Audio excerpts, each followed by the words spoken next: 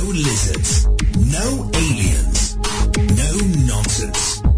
This is Reality Bytes.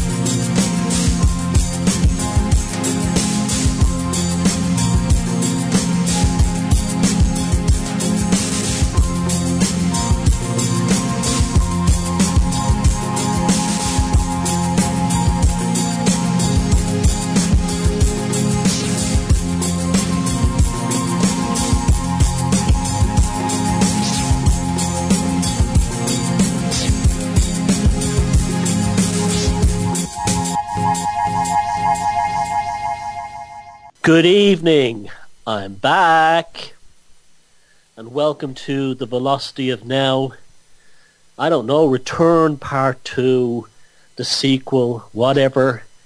It's the 11th of December, it was the 10th of December in most of the listening areas, I guess, 2014. It's about a year since I did the show last time on Type 1 Network, where I basically served my apprenticeship with Steve and Nick and Fi and Swami and all the gang over there, and I really didn't expect to come back and do the Velocity of Now again, but frankly I was amazed in a very nice way by the number of requests I got from all over the world to bring the show back, and I'm happy I did.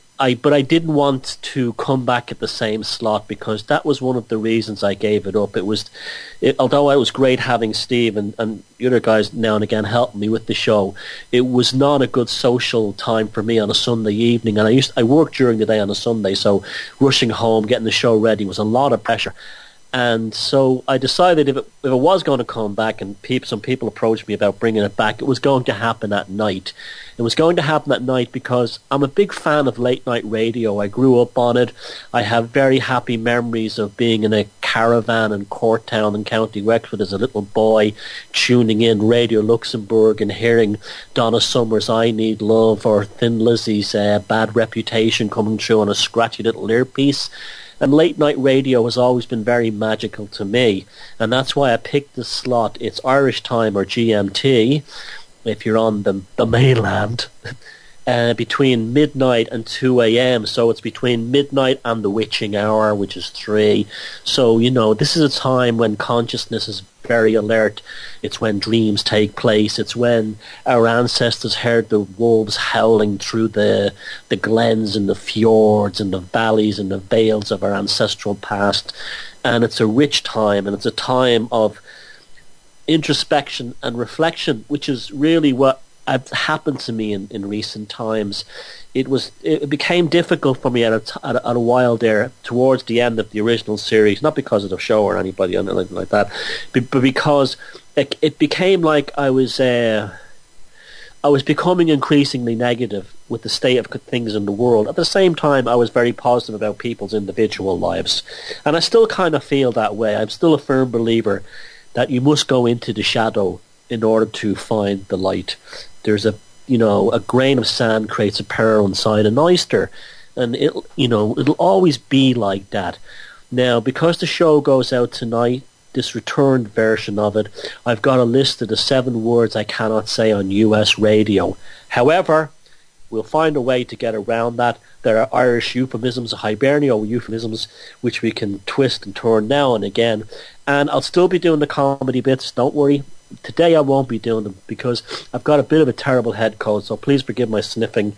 I have some medication here. It's a little bit of pochine I got off a neighbour, so I'm just using that to deal with the dryness in my throat. The show will follow the similar format as how the Velocity of Now was towards the final broadcast on Type 1.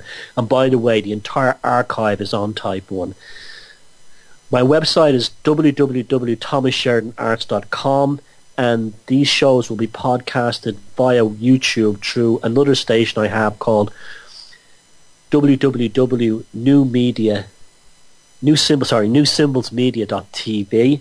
So check that out as well. If you want to support me, I don't take donations, but I do like to sell books. I'm a producer.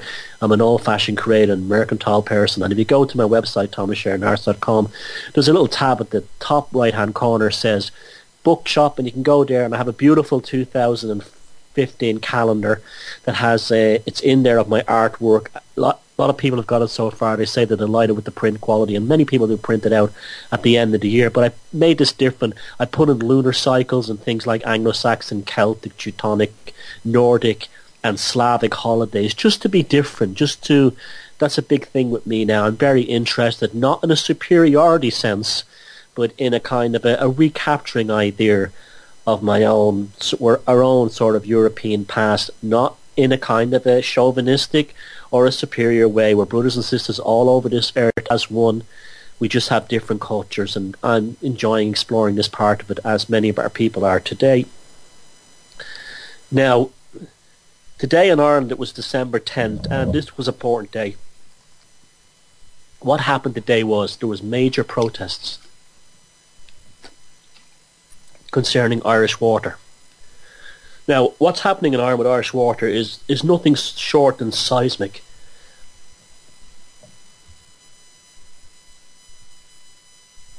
Excuse me, I had to cough then. There's nothing short than seismic what's going on with Irish water. It's revolutionary, and a sleeping giant of the Irish people have been reawakened. They really have. What happened was, we all saw that statement that was made by the head of Nestle not so long ago, a couple of years ago, where he said water is not a human right.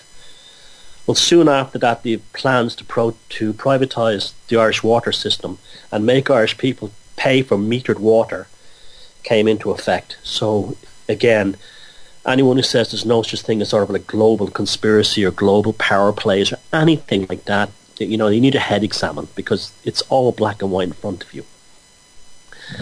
100,000 people marched to Dublin today. Just think about that. 100,000 people. It got close to being riotous at one point. They had the riot squad and the police and everything in there.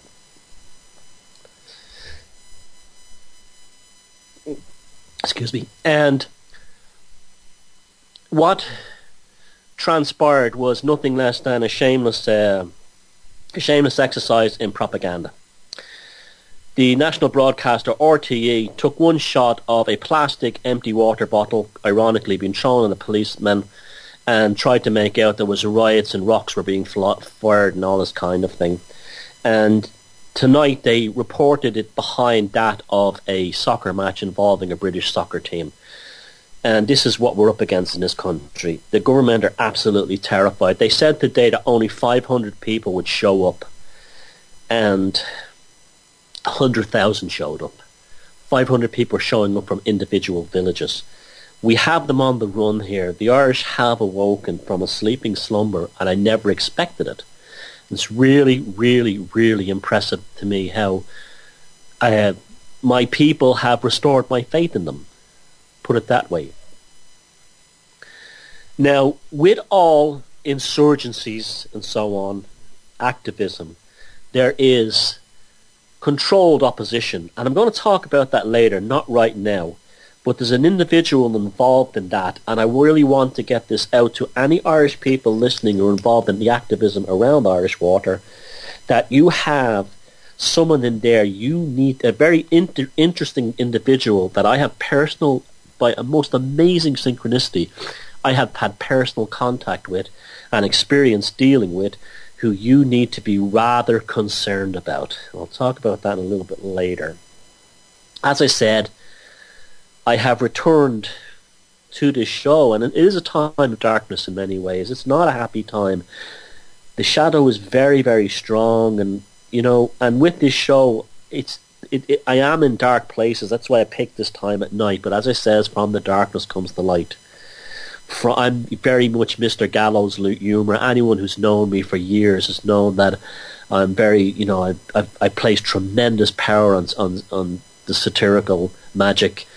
I play, the jester and the fool is the true king, and I'm very much a believer in gallows humour. If I was ever unfortunate enough to be in a war, and we were going over the top or launching a very dangerous attack, I'd be the one, having the laugh with everybody else. I'd be the one telling the jokes. It's just that's what I was made for. That's the kind of person I am. It helps me deal with the darkness. And there is a strange vibe. I don't know how it feels in the rest of the world, but right now there's a vibe, a very 1970s. Neil, who at Reality Bytes, we've talked about this before, he and I on his show, that the 70s was a dark time. I don't know how it was in America and other countries. It was probably a lot better there, but there was a darkness in the late 70s. There was I don't mean just only a psychological or a cultural darkness. I mean, it was a physical darkness. Nights seemed to last really long, and they were cold, and they were wet, and they were damp. And it has that feeling again about it. And we should also recognize that these are also times of tremendous creativity. This is the time when the artist comes to the fore. And I really do believe, and you do see more and more signs of this, that artists are definitely stepping up to the plate again. Not the corporate artists, not the ones that are owned by the corporations, but the grassroots level, the small theatre groups, the independent record labels, the bands, the comedians, the painters, the poets. They're all stepping up again to the fore. And so remember, in a time of darkness, that's not the same thing as depression. You're in a time of being challenged. You're in a time of tremendous energy. And this is another thing people have to be aware of, especially in Ireland right now. There is phenomenal amounts of charged energy in the air. If you've decalcified your pineal gland, if you have taken a sort of the stage 2 of being awakening, and you've looked into things like magic and things like that, you're aware of the energetic forces, and Ireland is an absolute cauldron of energy right now. A lot of it is negative, but you have to remember, energy is energy. You cannot light an electric light bulb with either a positive or a negative wire. You need both for the electrons to move between them. My attitude to people is, there is negative energy coming in, but if there's positive energy flowing out from you, creatively or otherwise, you will become the light bulb in the darkness. And that's the purpose of this show. And that's the purpose of my work going forward from this point.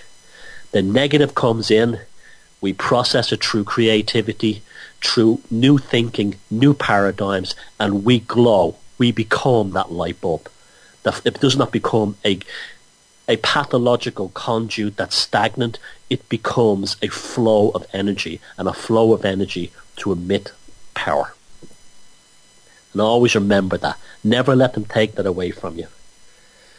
Now, the absurdities of the world, they never seem to end.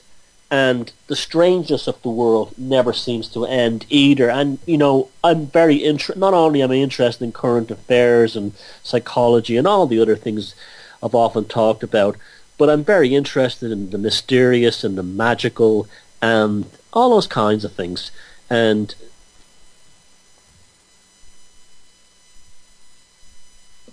the Fortean ideas, the paranormal and so on. Now, I don't go into these subjects believing everything or anything, but I do explore them, and I find them far more interesting from a psychological point of view or a cultural or social point of view than I do from any kind of woo-woo point of view, because they tell us more about the world than they do about and our society and our cultures than they do about anything else. And so a lot of the show will be based on this, believe it or not. And the Fortean part of me was really brought to the fore when researching for my last book, Walpurgis Night, Volume 1, 1919 to 1933, about the occult history of the development in Germany leading up to the Second World War, and how these forces gestated within German society. It's a book I'm very proud of, and because it not only is a good read, but it educated me, and it allowed me to express things in a way I wanted to express them. And I'm currently knee deep in the research for the second one, and I really do believe more and more than ever that we do live in a far more mysterious and strange world, and that reality is far more malleable. Now, I don't mean in the New Agey way where we can sort of wish something to come true, or talk about the quantum matrix, and then it's not like that. It's not that simple. It's extremely hard. But creativity gives us a shall we say, a fast route, the fast lane on the road. And if we can sort of understand the dynamics of all these things and explore them and see what they mean, we can learn a lot. So we'll be talking a lot about that in a kind of a psychological sense, but also in a mythological and historical and all kinds of things. I'm a very open-minded guy, but when I set this ship up, when this news, I'm just like the old show, this velocity of now ship that I am setting sail is one that sets sails, but I have not nailed my colours firmly to the mast on most things. It's an exploration. Life is an eternal journey, and there is no end destination. And I think life is much more interesting when you approach it in that way. Now, the absurdities. You think you live in a world of high strangeness. You think you live in a world of absolute nonsense, where the merchants of nonsense and the lords of perception, they do this head-wringing exercise on you that never ceases, and you just think, well, they're not going to push it to the next level. And then you read the story that appears today on the BBC website. The BBC are going to build, I am not joking, a £2 billion, that's what, $4 billion, theme park. And let me read it from the website here. Rides, quote unquote, that's my quote unquotes, rides based on popular BBC shows such as Top Gear, Doctor Who, could form a central part of a £2 billion Kent theme park, it has been announced. Paramount Pictures Entertainment Resort and the Swanscombe Peninsula near Dartford is due to open in 2020. London Resort Company Holdings said it has signed a deal with the BBC worldwide that it would let it feature famous BBC programmes and characters. The theme park would also include Hollywood-inspired attractions. Iconic characters. The director, David Testa, said, "We are delighted to bring the world's leading public service broadcaster on the planet. The BBC has played an instrumental role in shaping British entertainment." Yeah, and psychology as well. For nearly a century, creating some of the most iconic and cherished characters on TV and radio. It seems only right, therefore, that its programmes will be present at the new London Paramount Entertainment Resort, which will combine the glamour of Hollywood with the best of British culture. Sounds amazing, doesn't it? The park, on a 900-acre brownfield site, is next to Ebbsfleet International Railway Station, so they can get everyone from Europe on the tunnel, and connect up with Disneyland in Paris. Is expected to create 27,000 jobs. You see, they always talk about this, the jobs that are going to come in. It'll create 27,000, yeah, that's mostly in the construction and so on. But the majority of those jobs will be really badly paid. The people will hate working in them, and nobody will be happy doing it. Plans for the former cement works now include Hollywood-inspired rides, a water attraction, and a 2,000-seat theatre and 5,000 hotel rooms. Best of British, BBC Worldwide is the commercial arm of the corporation. In 2004, 2013 to 14, it generated profits of 157 million. Now you see, if I was a British person in the UK paying for the license fee, why are you giving money to a company that generates profits of 157 million from its commercial wing? It's pure socialism for the rich. That's all that is. That's to pay for the massive salaries of the presenters, people like and all those kinds of people. Live events director Stephen Davis said, "We are always looking for opportunity to extend fans' enjoyment of their favourite shows, and the idea behind the resort is a really exciting way of celebrating a very special place the BBC has in British culture." So we can expect I'm just assuming now, I'm just trying to imagine that the rides that they will have, or the attractions they will have for this BBC theme park. And my suggestions would be, if they're going to give an honest appraisal of the BBC, how about the Top Gear Richard Hammond brain damage bumper car? The Jeremy Clarkson bigoted public school boy fascist Ferris wheel. The Rolf Harris showers. Can you tell what it is yet? It's a sex crime knockout. Jimmy Savile's House of Horrors. Esther Ranson's Mystery Train. And all rides are for under 16s only. And don't forget, we'll have Russell Brand's non-menstrual sex hotline, where he called up Manuel from Faulty Towers in front of 6 million people on the radio, and boasted about having sex with his granddaughter because she was consensual and wasn't menstrual. You know, that the infantile, childlike humour he has. Now, I said I was going to talk about synchronicities everywhere. To my absolute fecking amazement this week, up on my news feed pops my good friend Russell Brand sitting there with none other. I mean, this is like one of these moments where your life kind of like comes flying together at one. An individual called Brendan Ogle. Brendan Ogle was sitting there with our Russ as the representative of the dissident voice of the people in Irish Water, representing some group called Right to Water or something like that. And my jaw hit the floor.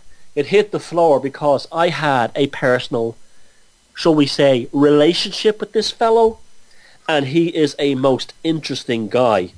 This Brendan Ogle that's now sitting on the couch next to our Russ talking about protests about water. Brendan Ogle, about 12 years ago, I was working as a communications consultant in Dublin. A lot of the work I did had to do with public sector employees and companies and stuff like that. In the middle of 2000, I think it was, there was a devastating train strike in Ireland where a breakaway union was led inside the rail unions. There was a breakaway union led by this character who came out of nowhere called Brendan Ogle, with a union called ILDA, the Irish Locomotives Drivers Association. They were so hardcore that they were called later on jokingly Alki ILDA by the regular rail unions. They caused tremendous chaos on the railways. They were an old-time kind of nasty Bolshevik union, and you think to yourself, you think to yourself, well, you know, the strikes have always happened through history. But then, from my own involvement with these people, it became the greatest education I probably ever had in just how filthy our countries and our societies and our so-called governments are. This guy Ogle and his breakaway union happened at a time when property developers around Ireland were eyeing up brownfield sites belonging to the rail company Irish Rail. These brownfield sites were in high rent, high property value areas. the docklands of Dublin, particularly Spencer Dock, where there was a massive container rail freight yard. Also, along the waterfront in Cork City, between Marino Point and Cork City, there were several rail installations sitting on prime development residential land. Just by sheer chance, sheer chance, as these property developers were trying to get their hands on this land that was being used for rail freight customers, that also employed people not only in the rail freight in the actual rail company, but also supplied small companies around the country who depended on rail shipments by rail to stay in business. Just by sheer chance, the timing was so magical that this guy Ugal and his union suddenly appear, throwing the rail network into absolute chaos, that most of the rail freight users who was trying to stay in business shipped over their goods transport from rail to road. So they actually switched from using the trains to ship their goods over to road. And that meant that suddenly these busy rail yards in prime real estate locations were suddenly, as they say, unviable.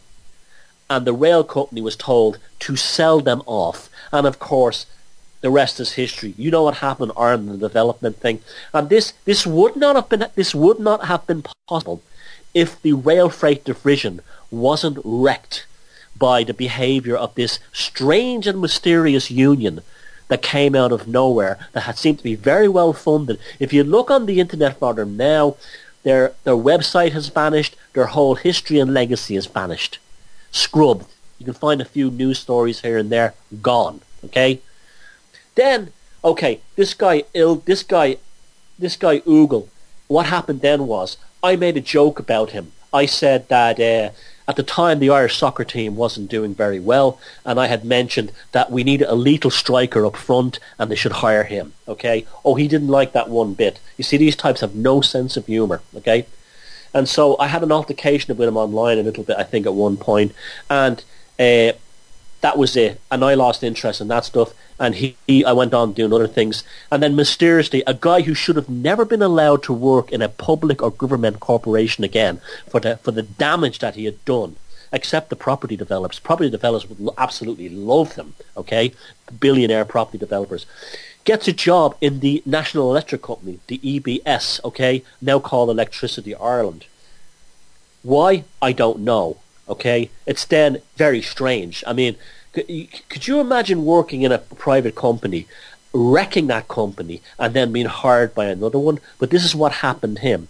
So he works for a while in the Electricity Supply Board, and then right as this water stuff is taken off, he suddenly resigns from the electric company, highly disliked by the regular members and the unions within there. That's what's so interesting as well. Nobody liked him in there.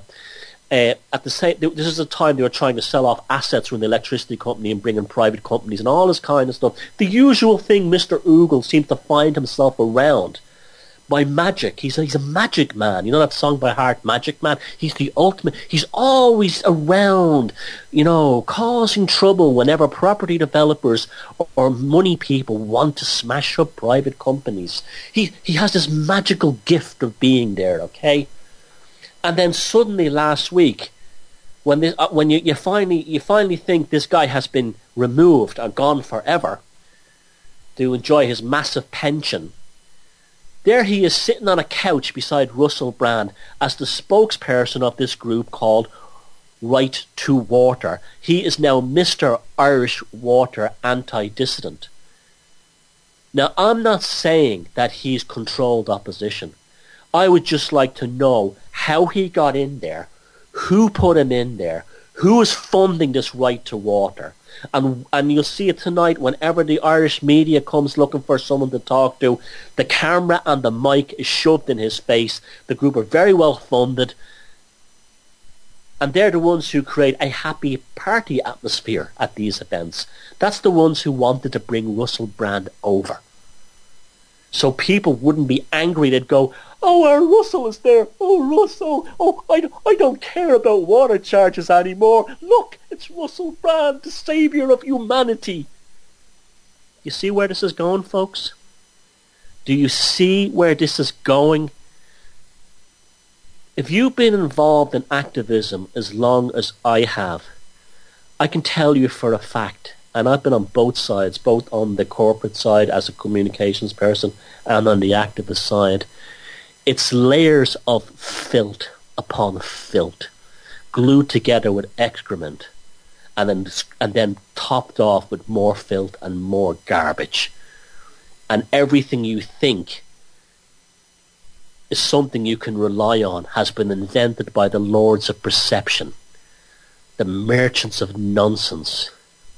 The only people who represent the anti-water activist movement in Ireland are the people who are at that meeting today, not a member of any particular political union or activist group. They were there as their own, and they will be ignored. The RTA and the BBC cameras will stick the mic in front of Right to Water. They'll stick it in front of the Socialist Workers' Party. They'll stick it in front of Sinn Féin and whatever activist, but they will never stick it in the face of someone who does not want to get involved but can see the scam of this whole water thing. So the next time we have a water protest in Ireland, I want Irish people to be very, very careful, because your friends are all in these situations, and I can tell you for a fact, as someone who's been on the inside, your friends are often selected by your enemies to lead you into a trap. And if they have big resources, big media, and big access, well, there's a chance they're not there for the little guy. It's as simple as that. And that's how it is. That's what you have to deal with. And so that's my experience of how the system works. That guy, and everything I say is true. It all is. It's none of it's made up. And I'm not saying he's controlled opposition. I just would like to know how his group came about, how this guy with his very, very interesting history has now been made the spokesperson for the anti-water charges and the anti-water metering. Because I can tell you something, I wouldn't trust him to tell me the time of day if I asked him. Moving on. Now, I don't like the idea of getting involved. By the way, this show won't have many guests, if any. I think I'm better with my streams of consciousness and doing these kinds of things than I am. I'm not a very good interviewer. I'm very good at being interviewed, I think, but I'm not good at interviewing other people. I'm never comfortable with it. But we might bring in the odd person now and again. But right now, this is where I always feel the most comfortable, and I'm feeling real. I was cacking it before the show started, and I'm feeling nice and comfortable and relaxed now. And the timing of this show at night, how it is, and all these kinds of things, it makes me. It's where I like to be at the moment, and so there won't be too many guests, if any at all. Now, a story has come to my attention recently that I wanted to avoid. I think there's a lot of paedophilia stuff has gone overboard in recent times. Pedogeddon, as a friend of mine calls it in England. And it's true. It's like some fellas are just too obsessed with the paedophilia crimes. That doesn't mean they're bad guys. That doesn't mean it doesn't happen. I just think they just talk nonsense constantly. It's just not healthy. And there's a lot of it spoken about, and I often think, like, okay, we're all horrified by these paedophile rings and stuff like that, and we should take a back seat every so often and not think about it, because if you think too much about anything negative, it's not very healthy. But occasionally a story comes along that shows me both sides of these things, okay, and makes me think, and then you realise, my God, it really is as dark as people say. It really is. And these things do happen. And, you know, well, this week a story appeared, and it was a very interesting one, that scientists, and I don't have the link to the study, that scientists have discovered that DNA from sexual activity basically can pass through the blood-brain barrier and end up in people's brains. They discovered this by testing women, and they found male DNA that did not belong to their son, because that's normally how it would happen. They would gestate a male child, and then as the male child developed in the womb, the DNA would transfer through the blood-brain barrier into the female's brains. But they discovered that women who didn't have sons had male DNA in their brains, multiple, and this was directly connected to their sexual partners. You can look the study up online, but it's quite interesting, and it's quite fascinating and quite sobering as well. And as people have talked about, God, what about prostitutes and people who work in the sex industry or that kind of thing? And he says, yeah, it is sobering. But what about children? And how thin their blood-brain barrier is. And that made me really think about pedophilia and how angry it got me. Now, a story was published the other day in a newspaper here in Ireland called the Kilkenny Journal, which tends to be a Catholic right-wing story kind of focus thing. And you read the story and you're horrified, okay, because you never thought about this happening before. Now, before I read this story, I want to make this straight, ironically. I am talking about pedophiles who are neither gay nor straight. A pedophile is a creature by itself, okay? So if anyone posts anything homophobic to the comments on this video or to my wall on Facebook, I'll ban you, okay?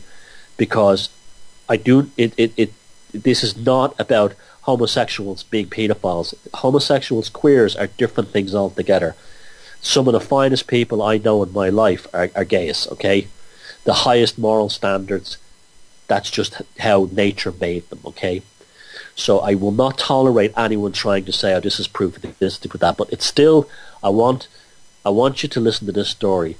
Pedophiles set to pose as gays to marry and adopt kids. And this is by a guy called Michael McGrath. He's probably some right-wing nut, crazy Catholic guy, but it's I'm not like the kind of person who ignores stories because of any sort of political stand. I look at everything.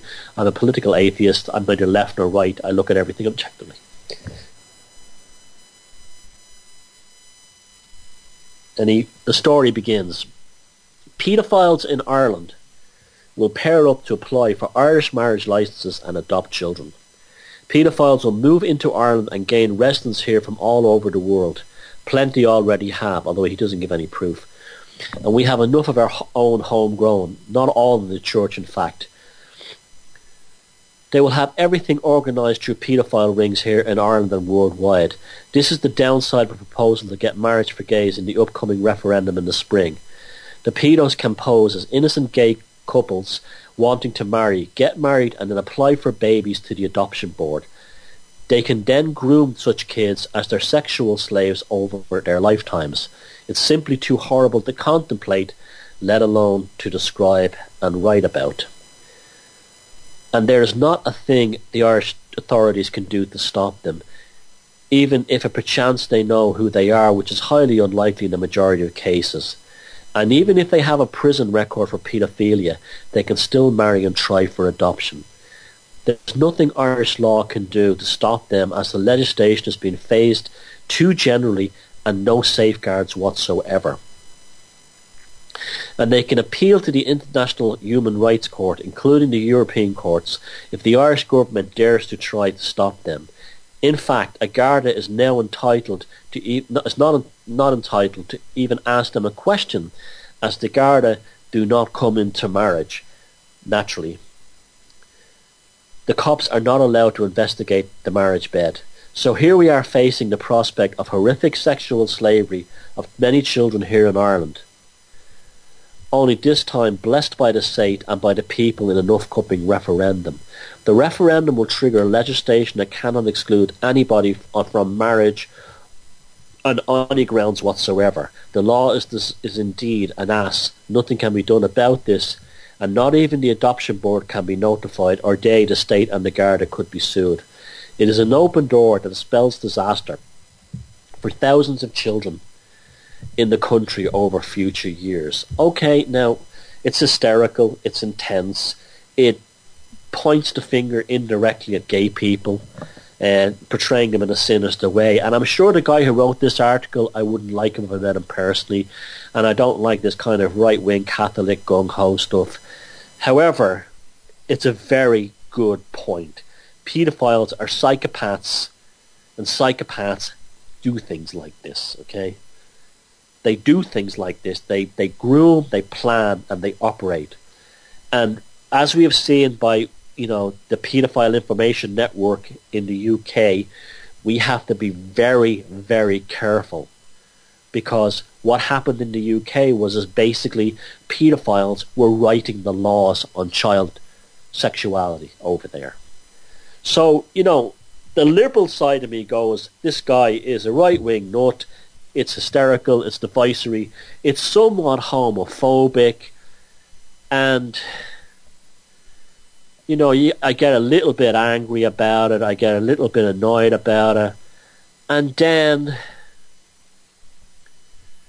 I discover that there is a precedent. It's happened already. And because it's happened already, that's the reason why we need to be careful about these things. And I found that someone sent me a story that was posted in ABC, Australian ABC, about back in, when was it, 10th of December 2013, exactly 1 year ago, ironically. And the title of the article is Australian Paedophile Peter Throng jailed for 30 years in US after trafficking adopted son to boy lovers network. A Queensland man who trafficked his adopted son to an international paedophile network has been sentenced to 30 years in jail by a US court. Peter Throng and his partner Mark Newton bought the child, who ABC is calling Boy One, for around $8,000 Australian dollars from Russia in 2005. His birth papers were falsified to list Newton as his biological father, paving the way for boy number one to be adopted and brought to Queensland. Police say the pair allowed at least 8 men, and this is disgusting, in several different countries, including Australia, the US, Germany and France, to molest the boy when he was between 2 and 6 years old. Tyrong entered guilty pleas in one court of conspiracy to sexually exploit a child and conspiracy to possess child pornography. U.S. District Court Judge Sarah Evans Barker announced Tyrong's sentence in Indianapolis. The 36-year-old had faced a minimum of a 40-year sentence, while a plea deal he struck with prosecutors could have allowed a minimum of 24 years. The judge said that she took note of Tyrong's willingness to work with authorities and lead them to the other paedophiles. See, he's a psychopath, you see. It's not a sexual thing, it's a power thing, okay? And the psychopath will move on children eventually. And, his plea bargaining was to grass out anyone else he knew. And he'll finger innocent gay guys, I'm sure of it as well. This is why we have to solve this problem now. And this is why I know people like at UK Column, they get slagged off a lot for pushing this kind of stuff too much. But it goes on. It happens. Okay? It's not epidemic. But even if it's one child, it's one too many. The judge said she took note of Tyrong's willingness to work with authorities. I said that. And the other guy Newton had been earlier been sentenced to 40 years in jails for his crime. Imagine that. Imagine risking that level of jail sentence for Something like that. That shows how dangerous these paedophiles are and how driven they are. Chance discovery exposes depraved life. Throng and Newton evaded detection for 6 years until a chance discovery exposed the depraved life of their paedophile network. In 2011, New Zealand authorities discovered images revealing the boy had been used in pornography. They alerted Task Force Argos, and the Queensland police raided the couple's house just after the man and the boy had left the US. Police seized computers, electronic equipment, documents, high-definition video, and, the usual stuff you can expect. The videos were often uploaded to an international syndicate known as, I'm not going to name the name, I should actually, Boy Lovers Network. The network is a forum for men who describe sexual abuse of boys between the ages of 2 and 10 as a form of consensual love between a man and a boy. I'm sure like half the British Parliament are on there, or most of them. One video showed Boy 1 performing sex acts on Newton with a disturbing level of sophistication. Jesus. When he is not even 2 years old. When Boy 1 turned 5, Newton videoed himself engaging in sexual activity, and with more than a dozen different occasions in 1 month alone. I mean, if I met this guy, I'd kill him. I mean, I'd kill him. I'd kill him. These creatures do not deserve to live. This is why it's so dark. They do exist, folks, and they're not everywhere, and we don't have to become obsessed by it. But when you see how horrific this is, what we're being told here is what these politicians in the British Parliament who were on Cameron's list got up to. Tyrone and Newton were arrested in Los Angeles in 2011, and the boy was taken into protective custody. Queensland police officer John Roos, who investigates online child exploitation as part of Task Force Argos, has vowed to not rest until all men involved in the network behind bars. Within this network, rest assured, we pursued, unless they're politicians, they won't go near them, the ends of the earth to make sure that every one of them faces justice for the role they have against this child. The purchase of every child for explicit and sole purpose of exploiting him across a network of men is incredibly depraved and a very sad tale. So this is your Cyril Smith. This is your Cyril Smith, all these other creatures, all these other monsters, and so okay, let's look at this practically. Okay, am I in favour of gay marriage? Yes, although I would tell gays it's probably not a good idea because marriage hasn't worked out very well for heterosexuals in the West, unfortunately, most of them, and the divorce rates are through the roof, and the same thing will happen then. And also, marriage is just a piece of paper, just a legal, consensual form. You do not need that. You do not need that piece of paper if the love is there in your heart. It's like you don't need it. Okay, so I mean, that's why I'm very suspicious of some of the individuals pushing the gay marriage thing for that reason. But yeah, pederasts and pedophiles will get married and pretend to be married to get hands on little boys like this and little girls. And it's something that has to be watched. Now, we live in a time where psychopaths are running the show, unfortunately. Vast numbers of them are pedophiles. And they, when you have people with the mindset of, Esther Ranson, who says it never happened, or, she runs Childline and she turns a blind eye to Jimmy Savile. And so, I won't be talking about this subject probably ever again on the show unless something amazing happens, but I won't. This is just my one salvo dealing with this because it's just, this is something that there's other people working on it, but just because I have questions about, say, the Holly Gregg story doesn't mean I don't have deep concerns about this. In fact, I kind of think that stuff might be a distraction away from the real dark stuff we need to be worried about, and that's them pretending to be gays so they can adopt children. And so we live in like I said, the shadow is dark right now, and it's if we can't protect the children from the politicians and the Jimmy Saviles and all the others and the Cyril Smiths, then we might as well exterminate the human race, because those children will never be normal again. Because all the ones in Ireland here, all the ones that was done to them by the Catholic priest, I know a guy he was never normal again. He was molested in Artane Boys' Home in North Dublin back in the 60s when he was a little boy, and that was they were called industrial schools, and the idea was that there were children from orphans and children from where the parents couldn't take care of them, all boys. They were taken to these things called industrial schools, and they were supposed to be given trades, taught how to work in industry, and the brutality and the horrors that took place in those places are just incredible to believe. And I knew one guy that was in there, and the building that they were in mysteriously burst into flames by itself one day. Long after it's closed. They never understood I often feel it's like almost like the energy, the toxic energy that was built up, that the building consumed and destroyed itself. So that was the first hour. I'm going to ask Paula to put on a song now in a second.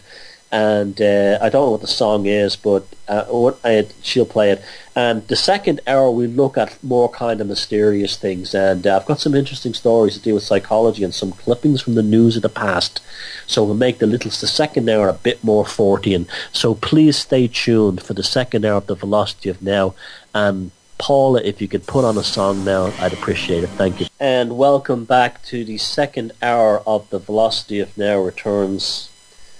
I hope my coughing due to the sore throat hasn't been too off-putting. If there's the podcast, I will edit out the podcast.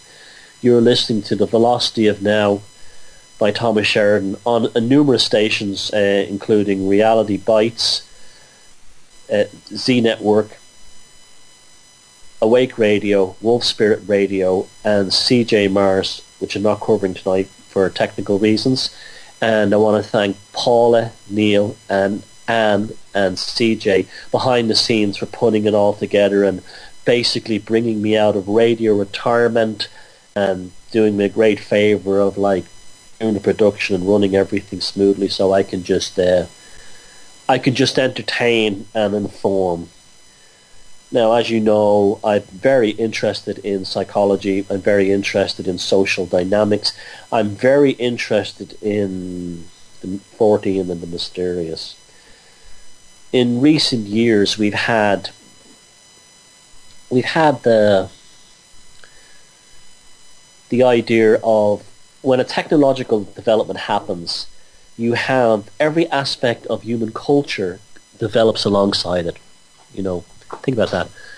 Even if it's a technological aspect, it will not only will it develop the technical or the intellectual or the creative aspects, but it will also carry the repository of human behavior, human consciousness with that, and those things will also be expressed as well. So when human beings developed fire, not only did they develop the ability to stay warm in winter, keep predators at bay, and cook food and dry clothes, but the fire also became the ghosts, the jinn, the monster, the dancing shadows on the wall. The shadows became the dark demons in the cave. And so that aspect of the lower poles of our cognitive functioning, the dark parts of our psyche, were also brought with that technology. It comes with it. Okay. So we live in a modern time, so we have the internet, and we have the phenomena of, say, Slenderman, and this internet character that was developed online that actually became real, and people started seeing it and photographing it. Well, this is not a new phenomenon by any means. And I'm going to read you, I've been pulling some amazing stuff out of my massive archive of saved documents that I've kept over the years in the attic, and I've forgotten all about them, and I'm kind of raging now at the same time. I didn't have them before, but they've been coming down while I was studying the psychopath stuff. I was collecting old kinds of murder mystery true life crime magazines. I know, the magazines that the old ladies read in the hair salon about grisly murders while they're having their blue rinse. Well, those magazines are a very good repository for the stuff I was studying, but I didn't throw the whole magazine away. I kept them, and you'd find certain things, and there's absolute gems and gold mines in there pertaining to that over the weeks and months I will bring out on this show. And they're such interesting stories. But I approached them from what do they say about us today in the sort of post-awakening state that we live in, compared to what they were seen as at the time. Now I'm going to read you now a story, and this is because we're late at night. This is the bedtime story aspect of this new broadcast, and we've now passed 1 a.m. here in Ireland, and on the coast of the Atlantic and Scotland. And I'm going to read you a story from, and then we're going to talk about it, from a collection of legends entitled Historical and Traditional Tales Connected with the South of Scotland from 1843. Although this story is based on earlier stories that appeared in things that were called broadsheets, and broadsheets were early, basically magazines and periodicals that were printed up on the leftover pieces of paper from books, and they would print them out on, I think it was like A1 size, and then you'd fold them over and stitch them into basically little magazines of the time, going back to the 1600s. And they were very popular as literacy began to become more common among the middle classes especially. And you think that people back then were all reading Shakespeare. No, they weren't. They were reading stuff like this. The following account, though as well attested as any historical fact can be, is almost incredible for the monstrous and unparalleled barbarities that it relates, there being nothing that we've ever heard of with the same degree of certainty that may be compared with it, or the shrews of how far a brutal temper, untamed by education and knowledge of the world, may carry a man in such glaring and horrible colours. Sony Bean was born in the county of East Lothian, about 8 miles eastward of the city of Edinburgh, in the reign of James I of Scotland. His father was a hedger and a ditcher, and brought up his son to the same laborious employment. He got his daily bread in his youth by these means, but being very prone to idleness and not caring to be confined to any honest employment, he left his father and mother and ran away into the deserted part of the country, taking with him a woman as viciously inclined as himself. These two took up their habitation in a cave, and by the seaside on the shore of the county of Galloway, where they lived upwards of 25 years without ever going into any city, town or village. In this time they had a great number of children and grandchildren, whom they brought up after their own manner, without any notions of humanity or civil society.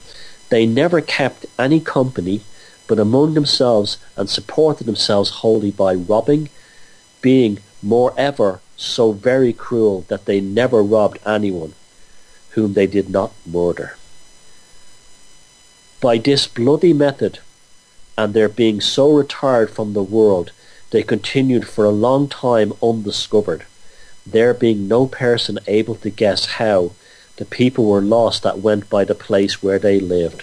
As soon as they had robbed any man, woman or child, they used to carry off the carcass to the den, where cutting it into quarters, they would pickle the mangled limbs and afterwards eat it, this being their only sustenance. And notwithstanding they were at last so numerous, they commonly took part in this abominable food, so that in the night time they frequently threw legs and arms of the unhappy wretches they had murdered into the sea. At a great distance from their bloody habitation, the limbs were often cast up by the tide in several parts of the country, to the astonishment and terror of all the beholders and others who heard of it. Persons who had gone about their lawful occasions fell so often into their hands that it caused a general outcry in the country around about, no person knowing what was to become of their friends or relations if they were once seen by these merciless cannibals. All the people in the adjacent parts were at last alarmed at such an uncommon loss of their neighbours and acquaintances, for there was no travelling in safety near the den of these wretches. This occasionally spies to be frequently sent out into the parts, many of whom were never returned again, and those who did, after the strictest search and inquiry, could not find out how these melancholious matters happened. Several honest travellers were taken up on suspicion and wrongfully hanged with bare circumstances. Several innocent innkeepers were executed, for no other reason than that the person who had been thus lost was known to have lain in their houses, which occasioned a suspicion of being murdered by them, and their bodies privately buried in obscure places to prevent a discovery. Thus an ill-placed justice was executed with the greatest severity imaginable, in order to prevent these frequent atrocious deeds. So many innkeepers who lived on the western roads of Scotland left their business for fear of being made example of, and followed other employments. This, on the other hand, occasioned many inconveniences to travellers, who were now in great distress for accommodation when they were disposed to refresh themselves on horses, or take up lodgings for the night. In a word, the whole county was almost depopulated. Since the king's subjects were as much missed as before, so that it became the admiration of the whole kingdom how such villainies could be carried on, and the perpetrators not discovered. A great many had been executed. Not one of them made any confession at the gallows, but maintained to the last that they were perfectly innocent of the crime of which they suffered. When the magistrates found out all was in vain, they left off these rigorous proceedings, and trusted wholly to Providence for the bringing to light the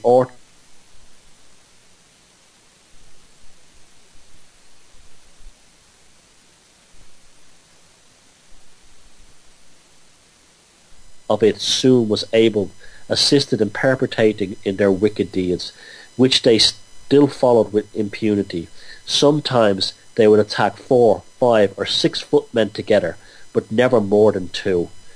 If they were on horseback, they were more ever so careful that not one whom it ever set upon should escape.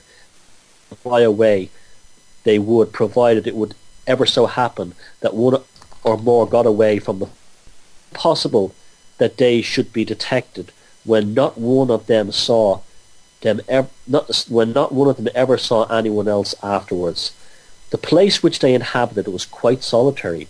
They went near 200 yards into their subterranean habitation, which reached almost a mile underground, so that when people who would have been sent armed to search all the places about had passed by the mouth of their cave, they have never taken any notice of it, never supposing any human being would reside in such a place of perpetual horror and darkness.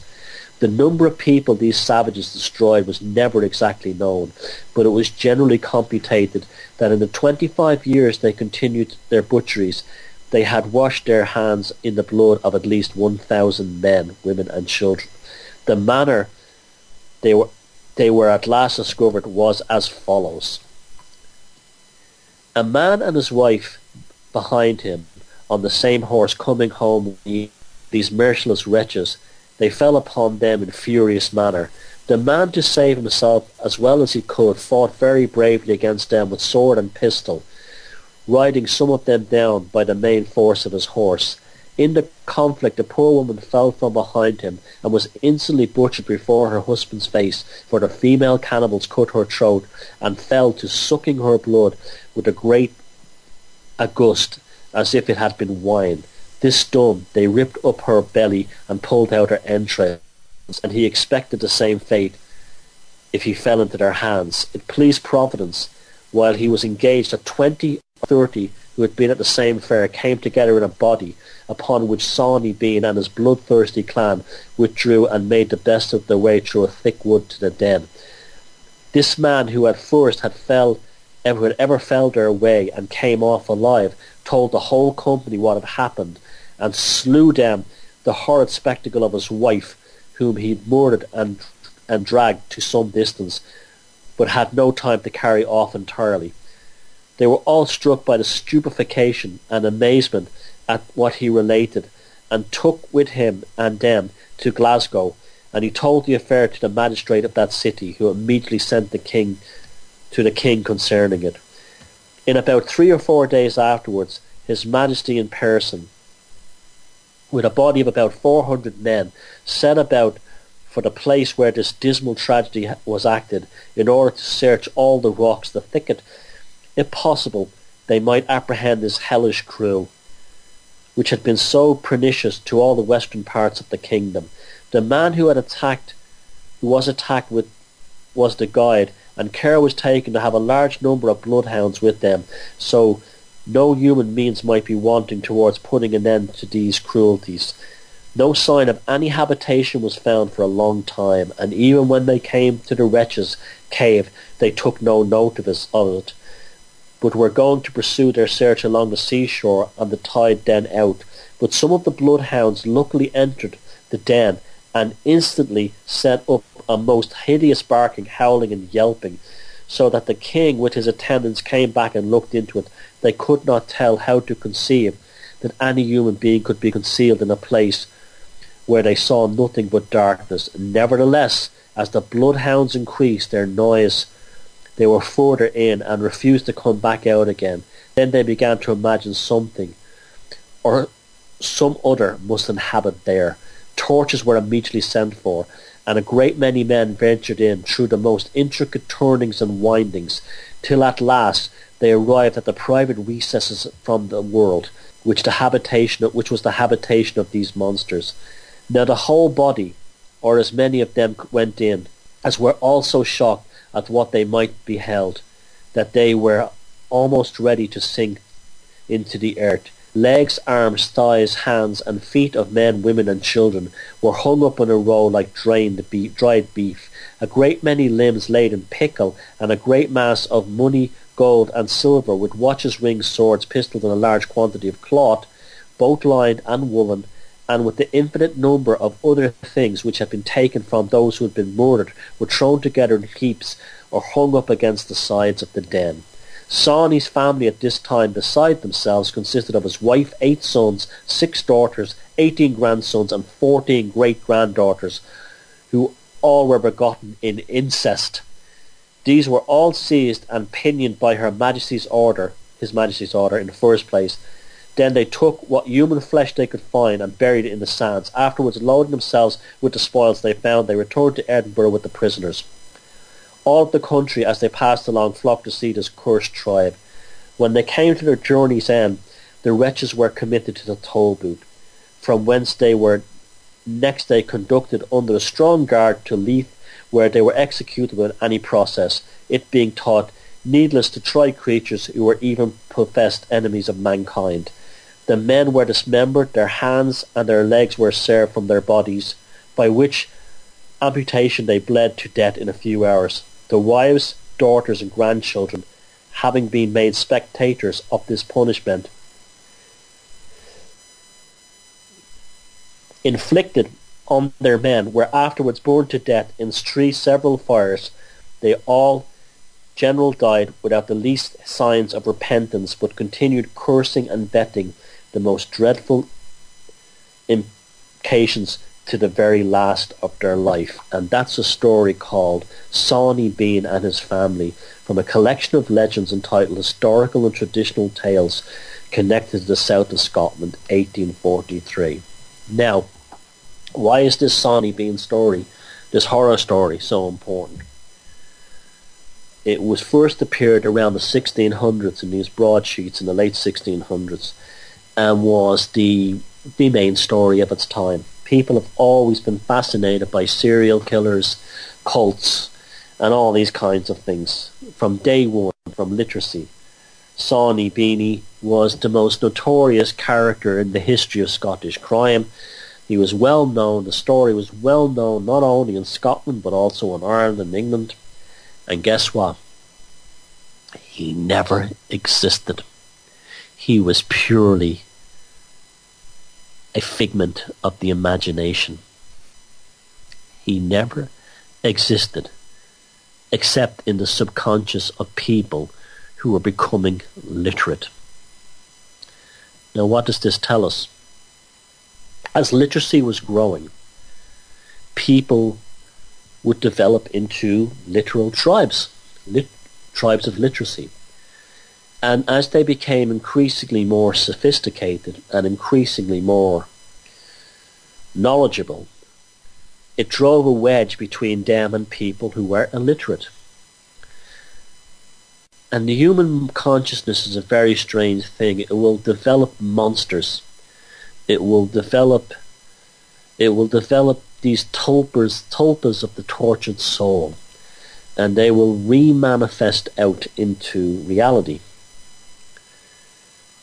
And what was mythology will become fact, as people like Bruno Bettelheim in his book The Uses of Enchantment, and was shown that children's fairy tales developed in Germany from the Teutonic tradition, that the world is a dark place, and as human beings move further away from the forest and into the village, the forest, which was once the safe haven of the ancestors, where it gave them shelter and safety and food and fuel and building materials, became a place of fear. Suddenly the forest was no longer the abode of the ancestors, the place of refuge, but the forest was the repository of the dark and mysterious, of the dangerous. And so all the stories of the wolf in the forest, or Little Red Riding Hood, and all these kinds of ideas gestated among the minds of the people who lived in the villages and in the towns. And so a mythology would build up. So they knew they could never return to the forest. There was almost like a trigger developed inside them to make sure that they never went back, or they could never go back, or to maybe even justify indirectly at a subconscious level why they should never go back to the forest. Or maybe so they developed these horror stories. And this has been extrapolated all through history. Immigrants who went to America often told widely overblown stories of the horrors that they had been inflicted to in the old country, and how bad things were in the old country. And it takes 2 or 3 generations before that's romanticised. I can remember when I first went to America in the 80s, I used to meet Irish immigrants there, and they used to talk about growing up in Ireland like it was growing up in, Rwanda. I mean, it was just this wild, hysterical, and the reason was they were trying to justify the fact that they had reorganised themselves. They had changed themselves and become a new person. And it became a kind of a compensatory mechanism to not be the person they used to be. So they would overinflate the darkness of the past, or things that were bad, and make it seem worse. And that's what happened when people moved from the forest to the village. And that's what happened in Scotland and in England and Ireland when they began to develop literacy, that the same people began to fear the illiterate in the same way. Now the Sony Bean story is interesting for lots of reasons, because at first when I was reading it I was thinking it's a great allegory of a psychopath, but it's not really, because he doesn't exist. And what we're given is a proto-version of the movie Deliverance, really. You see that same allegory, that same archetype appearing all through Hollywood films all the time, it appears. You see it in Deliverance. The 3 guys are going down the river. You see, all these stories seem to have a story with a journey. In the Sony Bean case, it's the coast, it's the ocean. In the case of Deliverance, it's the journey down the river in Georgia that's about to be dammed. You see, the dam represents modernity, electricity. So the water is going to sacrifice its flow its natural flow for the generation of electric current. And these three guys are essentially going to take this last ride down the river in Georgia on their canoes. An excellent film, and it's still a fantastic film. And they encounter all these people who are these sort of like Appalachian rednecks and backward men and all this kind. They get raped by them, and there's all kinds of things go on, and one gets murdered. And that was the fear. It was the justification for building the dam. And even at the end of the film, the police officer who is interrogating them says, in a few days this valley will cease to exist, and it's the best thing that ever happened. And that police officer was representing the voice of the culture. And so Sony Bean was the same thing. Sony Bean was the same thing too. This cannibal, this incestuous cannibal family that didn't exist, was saying, once you have read this, once you have read this story, once you've attained literacy, you cannot go back to the wild man. Now the aspects in this are interesting, is that the king is sent out to get him.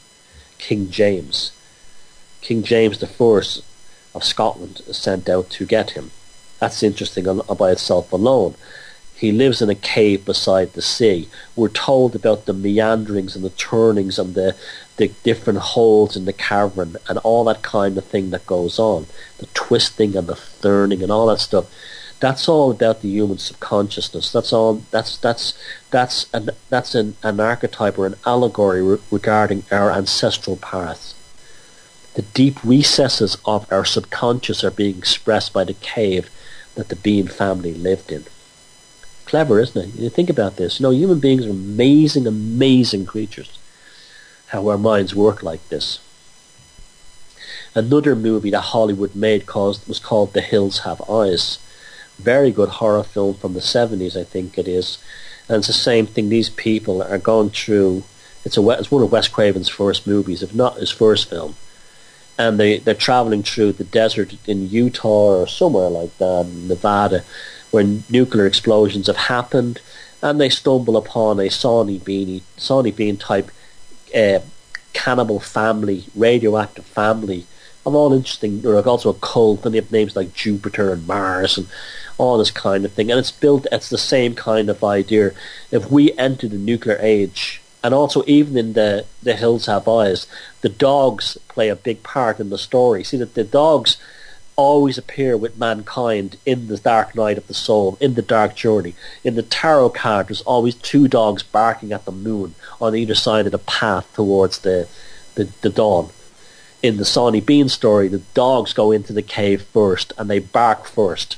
In the Wes Craven's film, The Hills Have Eyes, the dogs are the ones one of the dogs is the one who discovers where the cannibal rednecks, radioactive rednecks live.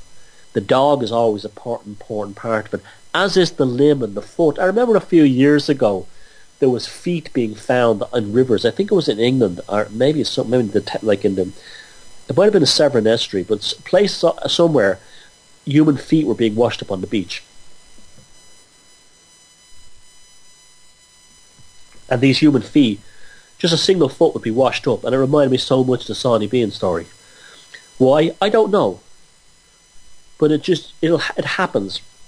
The human mind, the human subconscious, creates these sort of compensatory archetypes of absolute darkness to move back from the past. Is it an evolutionary process? Almost certainly. Almost certainly. For whatever reason. But it does exist, and it's so interesting. Carl Jung talked about this constantly.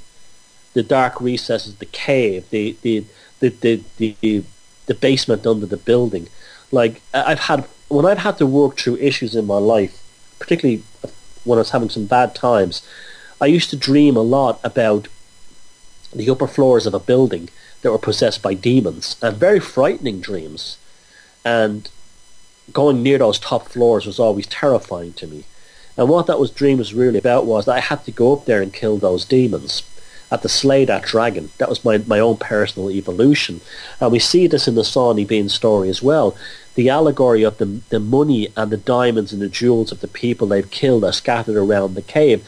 This shows up in mythology, particularly all over the world, in the case of the dragon. Dragons are always surrounded by the gold. The dragon also represents the reptilian aspects of the human brain, going back to those times. So we learn a lot from these stories, and this is why they're so important. And so Sony Bean, a character who never ever existed, became reality in the minds of generations of Scottish, English, Irish people in other parts of the world as a cannibal leader of a family cult tribe, and that only came about because of literacy. It was a tulpa generated by literacy. It was the Slender Man before Slenderman. Every time we have a major technological advancement, particularly in terms of one that has a social impact, The Dam and Deliverance brings forth television and entertainment, highly social impact. Literacy in 16th century Scotland brings about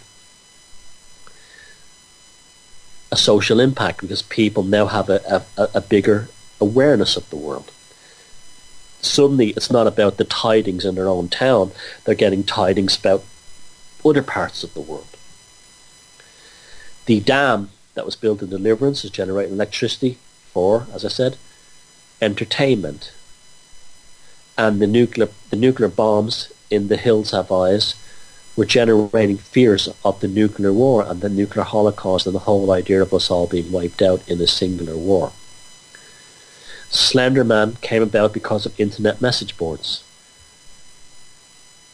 Slender Man came about because and now people take photographs of him and they see him. He has become a tulpa. He has become real. And this, when you hear people talk about the nature of reality, and they talk about, Mandelbrot sets and all this kind of thing, and, sacred geometry, and that's the airy-fairy New Age side of it. But the nature of reality and the flexibility of reality is much more clearly and apparent by the dark side, because the dark side generates the most powerful resonance within us. And that was the story of Sony Bean. And check that out. There's it's almost now universally accepted that he never existed. And we're going to take a song break now before I get to the final story, which I hope you find just as interesting and just as powerful. And so, Paula, if you could play a song now for us, that would be great. And welcome back to the final run-in of The Velocity of Now returns with me, your host, Thomas Sheridan. I hope you're enjoying the show tonight, regardless of my sore throat, but these things happen. It's this time of year. And because the show's nearly ending, I just took a flu shot, which is a glass of poitín. Now, so it's been great tonight. I've really enjoyed myself. And if you want to check out my work, go to thomassheridanarts.com. newsymbolsmedia.tv, and I just hope you keep listening to the show, and I hope to keep entertaining and informing and making your Wednesday nights into the wee hours as interesting for you as it has been for me. Now, as I was talking about at the beginning of the show tonight, I've been going through old murder mystery magazines and looking at those. Some amazing articles in them that passed me, and they're great for discussion on radio, and they're great for talking about subjects that come up in this kind of alternative media and different ways of looking at them, whether it deals with cults, whether it deals with serial killers, whether it deals with government control, whether it deals with the aristocrats. Oh, the aristocrats. Do you ever notice how many of the aristocratic families seem to lose children? You ever notice that? From the Rockefellers having one of their sons eaten by cannibals to, so many of them. They always seem to have a child that dies. I often wonder if these children are illegitimate. These people in these aristocratic circles are pathologically obsessed with hereditary bloodlines. As I always said, when Prince Philip was first having sex with Kate Middleton. When he went, "Who's your daddy?" that wasn't a rhetorical question. And that's how these people think. They have books and charters going back centuries, obsessed with the right breeding, the right bloodlines. Because anyone who've read my book, Valpurgis Night Volume 1, you will know that these people, particularly the Prussian aristocrats, who at this point have essentially infected every single royal family in Europe to the point where they're all Germans nearly all Prussians at this point. And that, just to remind you, I am working on the documentary From Prussia with Blood, and the first 45 minutes are finished, and it looks great, and you're really going to enjoy it. But because of things, I don't think I'll be able to get it ready by Christmas. I might. And so look out for that, From Prussia with Blood. It'll be on New Symbols Media. It will be out soon, and it's going to be really, really interesting. And also the Pazuzu documentary as well. I want to make a lot more films this year, as well as do the radio broadcast. But back on the blood thing, yes, they are obsessed with bloodlines. They will go to extreme lengths to hide, shall we say, mistakes, indiscretions, as they would say at their country clubs while they're sipping their Pimm's number 1. This is why they have so little regard for children who are victims of paedophiles or anything like that. This is why they didn't care what Jimmy Savile did, because they have a long history from the Queen's cousins locked up as idiots, to use their term, congenital idiots in homes to be forgotten, to their, classic, Sackgoat, the Coburgs and Battenbergs. They just don't care. Heirs and spares. That's what they think. That's all they're interested in. Heirs and spares and pedigree and blood. And I came across this story. It's not credited to any writer, but it's quite remarkable. I'm going to put a conspiratorial slant on this, but these people, in order to hide the family mistakes, would go as far as causing a train crash or a plane crash. They don't care. It's just business. We're dealing with aristocratic psychopaths. I'm going to read this from an old magazine. I don't know what it is. One of these old true crime magazines, and the story isn't credited. So forgive me, the writer. Please forgive me. Your name isn't on the paper. It seemed a strange hour for 2 young children to be travelling, and stranger still because no adult was with them. That was why Henry Haynes remembered them so clearly. He was a railway porter, and shortly after 4 a.m. on October 13, 1928, he boarded the Leeds to Bristol night mail and passenger train express when it arrived 5 minutes late at Gloucester Station. His job was to check and punch the passengers' tickets, and in the compartment at the front of the train he found a boy of about 12 and a girl aged about 9 travelling alone. The girl was sitting facing the engine. Haynes was later to say that the boy was sitting opposite with a school book lying face down on the seat beside him. The children's tickets were in order, and the porter moved on to the next compartment. He didn't see the children again, and it was later claimed that they never existed. The train resumed its journey, but it never reached Bristol. At 4:28 a.m. it collided in a fog with a goods train, being shunted into a siding at Charfield Station about 20 miles south of Gloucester. The collision derailed the express, throwing it into the path of an oncoming freight train, which plowed it into it. The gaslit passenger train's cylinders exploded, and the ensuing inferno was still raging 12 hours later. The crash occurred at the point where the railway track was spanned by a road bridge, against which one of the carriages reared up, flinging one passenger out onto the roadway, where his body was found. 15 were killed, and when the inquest opened, the coroner said he did not think that it was more than 4 or 5 of them could be positively identified.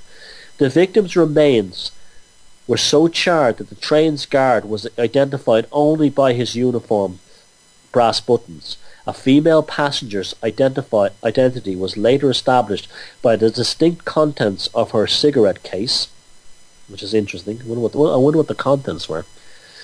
And a man's body was identified by his shirt cuffs. Most indications were based on informed guesswork. A list was compiled of people who were known to have been on the train and hadn't been seen since the crash. The unidentified bodies were assumed to be theirs. By the time Dr. H. Walsingham Ward arrived at the scene, all of the 41 people injured in the crash had been taken to hospital and only the dead remained.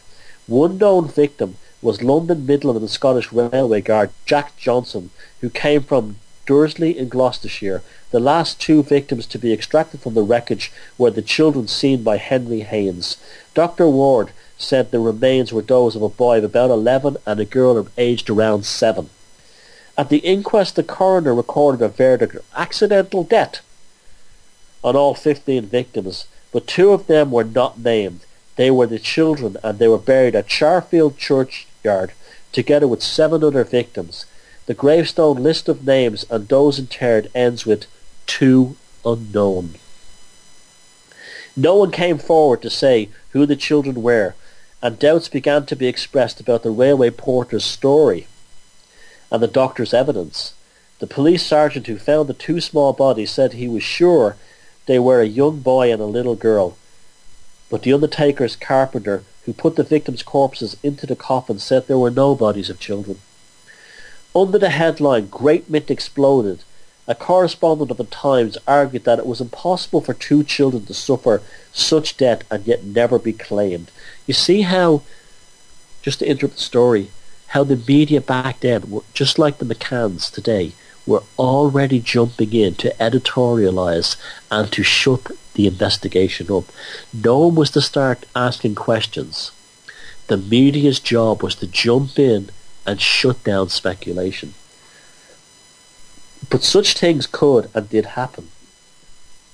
Most notably, 16 years later, with the case of Little Miss Nobody, a girl about 6 who perished along with more than 160 other victims in a circus tent at Hartford, Connecticut. The child's face was almost untouched by the blaze, and her photo was published in the newspapers throughout the United States, but nobody came forward to identify her.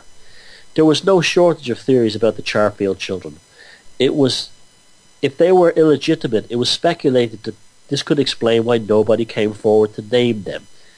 If their existence was an embarrassment, threatening the reputation of the father of the mother, then the railway disaster would have solved the parents' problems.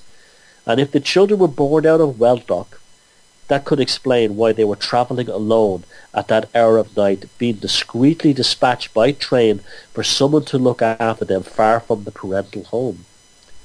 It was also suggested that the children's parents could be in India, their father in colonial service.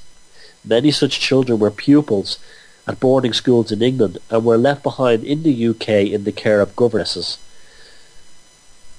So, had some negligent nanny sent the pair on the train unaccompanied and kept them quite quiet about it upon hearing of the crash. For a while this seemed a tangible theory, but no boarding schools reported children missing, and no parents returned from India to find their children had vanished.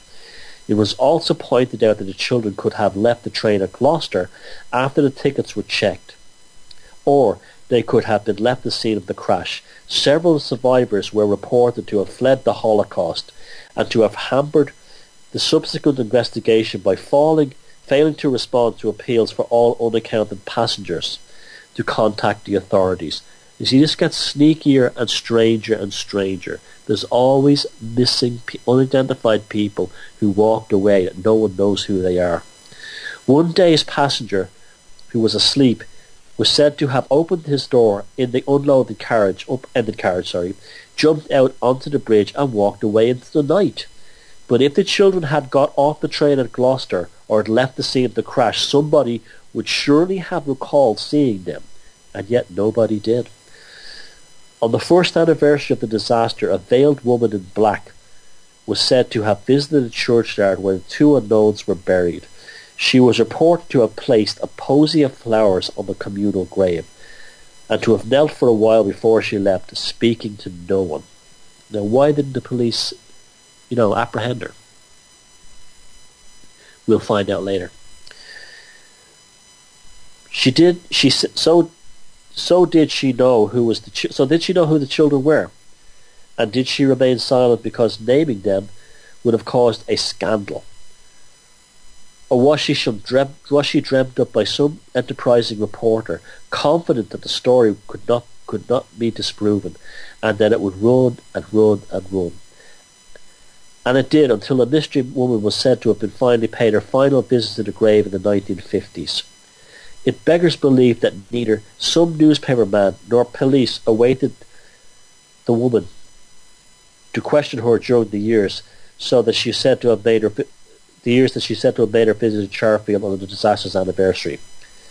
The tale was soon given another twist. It was rumoured that the first time the woman went to the grave, a man closely resembling James Watson, and this is where the story gets really interesting, a former chief constable of Bristol, was seen waiting in a car parked outside the churchyard. Watson had been sacked sometime earlier for misusing public money, and he was soon to make the headlines again. There's always a bent copper, a corrupt copper, comes into these whole scenarios with missing children. In December 1930, a well-known Bristol solicitor, James Hapgood, received a telegram from London. The sender was Watson, and the message read, "Meet me at Waterloo Bridge tomorrow midnight." End quote, all caps. Hapgood travelled the 120 miles to London to keep the appointment. 2 days later, Watson's body was found lying in a pleasure garden at Eastbourne. His throat was cut and an open razor lay nearby. Although the coroner recorded an open verdict at the inquest, the disgraced ex-policeman's death seemed obvious suicide. It doesn't seem obvious suicide to me. It seems like the razor's a plant. Was he linked in some way with the two unidentified children? Was he their father?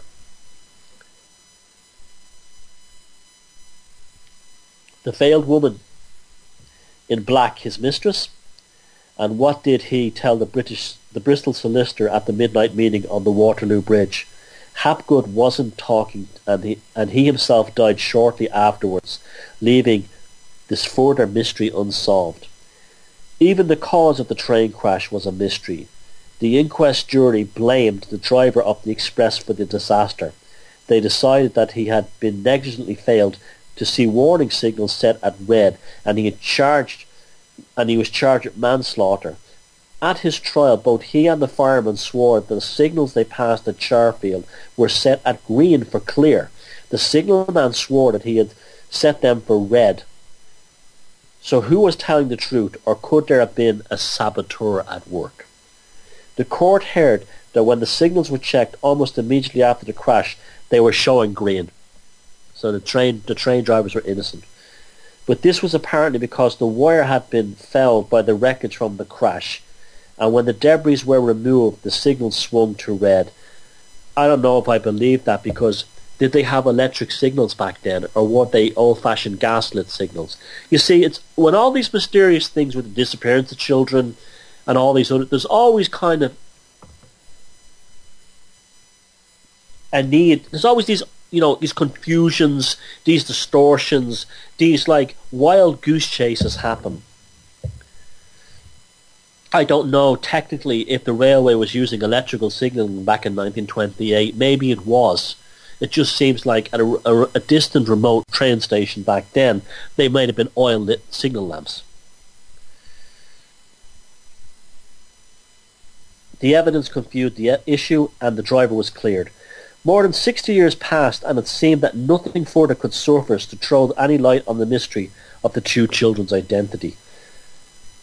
At the time of the crash, a blue blazer bearing a school badge was found at the scene, but the railway company's efforts to identify the school were unsuccessful. Then in 1996, the story of the disaster was retold in Saga magazine, and a Torquay reader wrote to express her surprise that nobody recognised the badge. She identified that of Truro High School for girls, and this raised yet another mystery. If the girl killed in the crash was one of the school's pupils, why wasn't her failure to return there reported? Or did she survive the crash and resumed her journey? The railway company said it was possible, but if this was the case, either the girl or a relative would surely have come forward. The story remains intriguing because two facts remain incontrovertible. The railway porter and the doctor knew what they saw, yet the undertaker's employee who handled the corpses knew he didn't see, and that was the bodies of the two children. Now, what's going on with the story of these two kids? They were probably mistakes by some royalty or the aristocrat. And as far-fetched as it seems, although it doesn't surprise me, would they stage a horrific train crash to remove them? Sure they would. Sure, of course they would. Now this guy, the copper, who was, the bent copper who Watson, who had his throat cut, he probably had information of what really went down. He may have even been involved in it. And he may have contacted the solicitor Hapgood with the full story that the train crash was deliberately set up for these two kids to be killed or spirited into the night. Perhaps they didn't even want to cause such a disaster. Maybe they didn't anticipate the gas cylinders on the carriage exploding and the death count being so high. But you have to remember that these aristocrats, when it comes to mistakes in the family, this is not just embarrassment, where it's like, Uncle Ebenezer had, a daughter by the maid, or, Count Farquhar had two sons by, the groundskeeper's sister. They're beyond embarrassment. They're almost seen as, these children are seen as mutations. It's like, how dare these children have mixed genes of their common parents with that of the aristocrats, and they're so hated and so despised by these aristocrats that their lives are worthless. And that's why Jimmy Savile got away with what got away with. He was only molesting and killing commoner children. Commoners. These commoner girls in London and Manchester who went to the top of the pop shows. These wretched women, as Margaret Thatcher called the victims of the Yorkshire Ripper. These aristocrats see us as a different species, a deeply inferior species to them. And when these pathological aristocrats, males, go on their, hunting for fillies or whatever, maybe they knew, bringing it right back to what we spoke about at the start of the show, that their DNA does get into the brains of these children and into the women they've been with. Could this explain the Yorkshire Ripper case with Prince Eddie? What really happened at Charfield? Was the signal sabotaged? I think it was. I think the signal, it was set to green knowing there was a freight train stopped on the track in front of it. Was the guy, the undertaker, assisted in on this? Possibly. But even the fact that they were called two unknowns is interesting as well.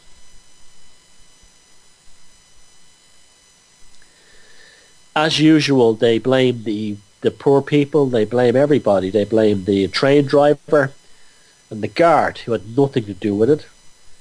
The signal was said they were telling the truth, they got away with it, and they ploughed into the back of the train. and innocent people were killed, and it solved an embarrassment for the family. So when the father of these children that he casually had slaughtered called up his friends in high places to take care of this, when he was married to Lady Petunia, whatever her name was, Countess Jacinta, whatever, inbred buck-toothed half-wit from Cambridgeshire or somewhere, he didn't have this embarrassment in the past, because these embarrassments in the past often become embarrassments in the future. Because these people are so obsessed with their blood that when these children come into adulthood, they often have to take care of them. We all know the story, the alleged story, now it's never been fully proven, that Hitler was a Rothschild because his grandmother was a servant at the Rothschild mansion in Vienna. And the old Rothschild guy there had a thing for the young girls. We don't know, but it shows you how obsessed with blood they are. Look at the Monaco royal family. Grace Kelly. Look what happened to her. She was a commoner. Her family background was like not far from here. They grew up in the sticks. She was brought in to breed two daughters who were both troubled individuals, and neither one of them took the throne of Monaco. Prince Rainier, the boy, did. The full blood did. It's a strange world when you start to look at it, because we are living inside a mythology. You see it all the time around you. And I kept reading a story about these two children on the train crash, and the way the media got involved and the way it was twisted, and I kept thinking about the McCanns. The McCanns thing took the Maddie McCann mythology recently took a new twist and turn with the murder of, the strange death of a woman in a hotel room who was spending time online attacking them. Was she on the team? Was she one of them? Was this a plan all along? Did she even exist? Was her real, what happened to her in that hotel room? And this is what messages are being sent out. Who was that child really? Who was the father? Was it Jerry McCann? I don't know. Maybe it was. I mean, it's a horrible story all around. But when the media gets involved at this level, like those two children in this train crash, it's almost like a form of black magic in a way, because they deliberately build the story up and almost to generate this energy around it. You know what I'm saying? They build up this energy around the story, so everyone's talking about it and everyone is thinking about it. It's almost like the aristocrats are laughing at us. They're almost like, they're all talking about, but they don't know the real story. They don't know the real story. Another Pim's #1. That kind of thing. And that's what they're like. That's how they think, and that's what they're like. It's always something to consider when you see strange stories in the media like this. It's always something to consider. I have no doubt they would go as far as, back then, planning a train crash was incredibly easy compared to today. They didn't have electronic, wheel counters or speed detectors or anything like that. And, the time it happened at night, the children being on the train that late. Even the fact that the badge that was discovered of the Truro High School, what 9-year-old girl goes to a high school? Again, it's confusion, but it's intergenerational confusion. It's still going on to this day. The aristocrats create these stories so they're never resolved, because they almost become family titillation among the bloodlines for decades and centuries to come. This has been a wonderful show I've enjoyed tonight. I'm so glad to be back. The velocity of now has risen from the grave, and hopefully by next week this feckin' cold, please FCC, will be gone. And I hope you enjoyed the first show. I believe the numbers listening in are enormous. It's going on all over the world, and I thank you very much for the ones who talked me back into it. Thank you to everyone who stuck by the show, and that includes the original guys at Type 1 Radio. If you go to blogtalk.com, you can just type in the Velocity of Now and listen to all the old shows there, and listen to all those guys' other programs, and you'll see that, like, week after week we're actually beating the New York Times, which shows that alternative media is big, it's here to stay, and the Velocity of Now is here to stay. And I want to thank especially Paula, who was very good tonight to step in, and Anne, to step in and deal with some issues we had before we went to. Stay tuned for the following program is Scott Hain, who's interviewing Gary Patterson, and stay tuned for that. And thank you, good night, and as I always said before, feck 'em if they can't take a joke.